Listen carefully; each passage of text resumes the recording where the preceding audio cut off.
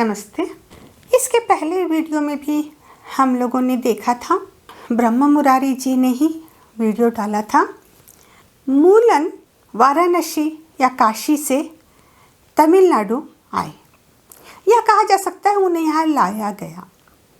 जब वे यहाँ पहुँचे अर्थात तमिलनाडु में पहुँचे तो वे सुस्ताने के लिए एक जगह बैठे। जब वे विश्राम कर रहे थे तब उन्होंने देखा कि कुछ गाय और बछड़े वहीं घूम रहे थे।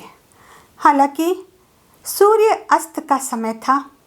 स्वाभाविक है कि इस समय सभी गायें या बछड़े अपने घर को लौट जाते हैं, किंतु यहाँ सारे गाय बछड़े घूम रहे हैं। ये देखकर उन्हें कुछ आश्चर्य हुआ। वे ढूंढने लगे कि इनके मालिक कौन हैं, अर्थात जो चरवाहा है जो इन्हें चराने आया है, आखिर वो कहाँ है। उन्होंने देखा कि एक चरवाहा पेड़ के नीचे सोया हुआ है। वे उसके पास जाते हैं, तब उन्हें ज्ञात होता है कि वह चरवाहा मृत्यु को प्राप्त हो गया है। एक विषैले सर्प के काटने से वह मर चुका है। अब मूलन दुखी हो जाते हैं। वे गाय और बछड़ों को निराश नहीं करना चाहते थे। वो उस चरवाहे के शरीर में प्रवेश कर गए और मूलन का शरीर वहीं पड़ा रहा। चरवाहे के रूप में जो मूलन थे वे आगे बढ़े। जैसे ही गायें बछड़े चरवाहे को देखे तो वे प्रसन्नचित्त होकर अपने घर को लौटने लगे। हालांकि चरवाहे के रूप में जो मूलन थे उन्हें चरवाहे का घर नहीं मालूम था। तब वे सोचे कि मैं इनके पीछे पीछे जाऊं तो मैं वहां पहुंच सकता हूं। इस प्रकार वो गायों और बछड़ों के पीछे चल दिए और जैसे ही घर पहुंचे गायें और जो बछड़े थे वे सब अपनी अपनी जगह घुस गए या चले गए अंदर। मूलन को अर्थात चरवाहे के रूप में जो मूलन थे उन्हें कुछ समझ में नहीं आया। वे थोड़ी देर खड़े रहे। अचानक चरवाहे की जो पत्नी थी वो बाहर निकली और उसने उन्हें अंदर बुलाया। चरवाहे के रूप में जो मूलन थे उन्होंने सोचा कि अगर मैं अंदर जाऊं तो गलत हो जाएगा और वे गलती नहीं करना चाहते थे, इसलिए वे वापस लौट जाते हैं। ये सोचते हुए कि कैसे भी ये कार्य हो गया तो अब मैं अपने शरीर में प्रवेश कर सकूं। और वापस लौटने के पश्चात वे अपने शरीर को ढूंढने लगते हैं। काफ़ी ढूंढने के पश्चात भी उनका शरीर वहाँ नहीं मिलता है, वहाँ से गायब हो गया रहता है। ढूंढते ढूंढते जब वो थक जाते हैं तब एक पेड़ के नीचे विश्राम करने लगते हैं। अचानक ही उन्हें एक ध्वनि सुनाई पड़ती है। ये ध्वनि ईश्वर की ध्वनि है। मूलन ये आवाज़ सुनते ही पहचान गए। वे जान गए कि ये शिव जी हैं।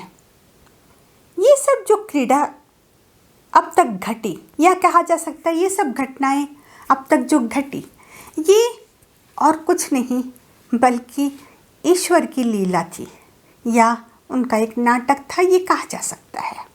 शिव जी की कृपा से ही मूलन काशी से तमिलनाडु आए या कहा जा सकता है उन्हें लाया गया और ये मूलन से तिरुमूलर बन गए। कुछ कार्य रहते हैं जो देवत्व लोग किसी एक के जरिए ही वो करवाना चाहते हैं और यही कारण रहता है कि उन्हें जहाँ चाहिए वे उन्हें खींच कर ले जाते हैं। और यही कारण था कि मूलन काशी से तमिलनाडु पहुँचे और तिरुमूलर बन गए।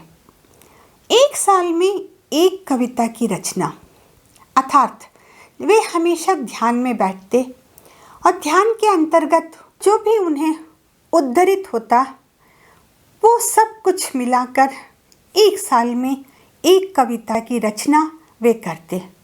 इस प्रकार उन्होंने 3000 कविताओं की रचना 3000 साल में उन्होंने किया।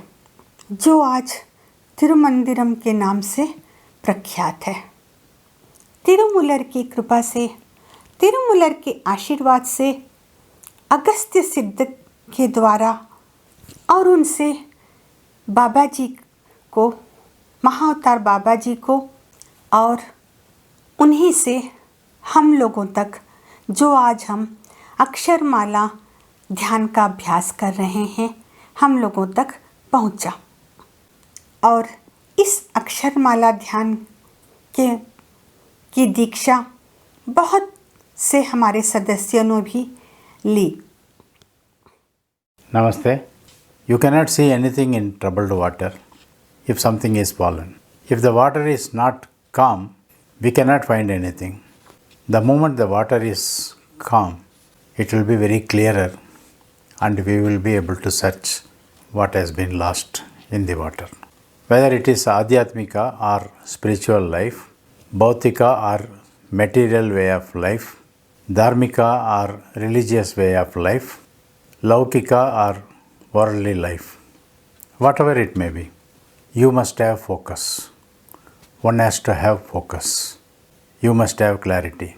For this, one must have peace of mind.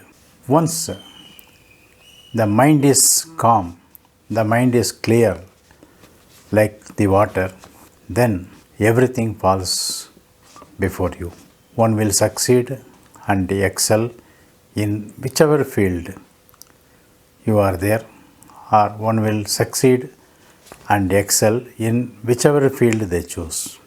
Aksharamala Dhyana helps you to reinvent your life. Get initiated into Aksharamala Dhyana and reinvent your life. All the very best. उनका मूल स्रोत हम नहीं हैं, या कह सकते हैं कि बाबा जी, महाअवतार बाबा जी भी नहीं हैं, किंतु ये महान सिद्ध तिरुमूलर, जिनके द्वारा अगस्त्य मुनि और उनसे महाअवतार बाबा जी और हम तक ये पहुंचा।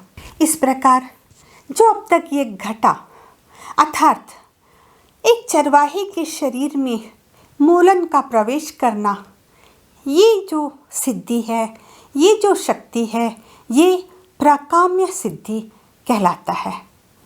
प्राकाम्य सिद्धि या परकाया प्रवेशा कहलाता है। हर एक भाषाओं में इसे अलग अलग नाम दिया गया है।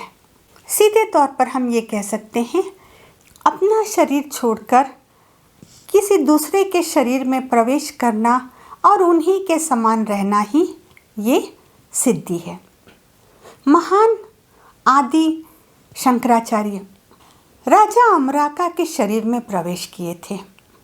इसका एक कारण था कि मदन मित्रा की पत्नी भारती से तर्क वितर्क करने हेतु अपने उस अनुभव को पाने के लिए उन्होंने ये कार्य किया था, किंतु आदि शंकराचार्य ने बिल्कुल भी वो गलती नहीं दोहराई जो मूलन ने किया था। यह कहा जा सकता है कि देवत्व नहीं चाहते थे कि शंकराचार्य जी भी वही गलती करे जो तिरुमूलर गलती करने के लिए मजबूर हुए थे। आदि शंकराचार्य जब राजा अमराका के शरीर में प्रवेश करने हेतु गए, तब वे अपने शरीर को अपने भक्तों के द्वारा देखभाल के लिए रख छोड़े थे। उनका ये कहना था कि वे बहुत जल्द ही वापस आएंगे, तब तक उनकी देह की रक्षा की जाए, और इस प्रकार उनके देह की देखभाल बहुत अच्छे ढंग से हुई और वे वापस आकर उसमें प्रवेश कर सके।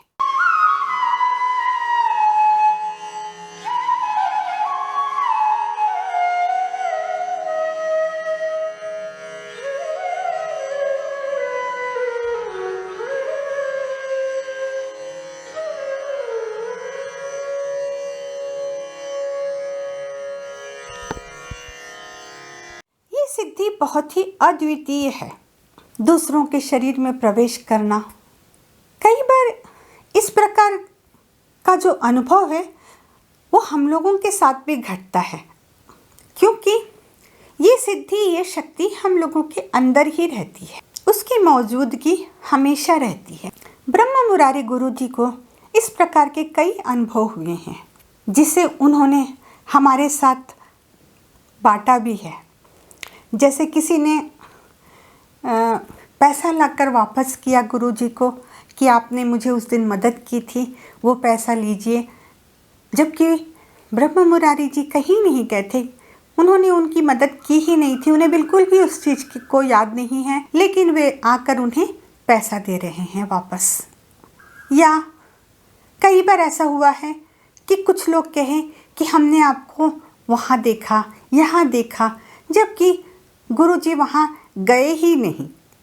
इस प्रकार कई अनुभव हो सकता है कि आप लोगों के साथ भी घटित हुआ हो। अगर आप सोच कर देखेंगे तो आपको ज़रूर मालूम चलेगा, क्योंकि कुछ बातें हम बहुत ज़्यादा अहमियत नहीं देते उसको या भूल जाते हैं। हम एक और शक्ति के साथ अगले वीडियो में मिलते हैं। ओम सद्गुरु बाबा जी नमः। ओम सद्गुरु बाबा जी नमः। ओम सद्गुरु बाबा जी नमः। नमस्ते।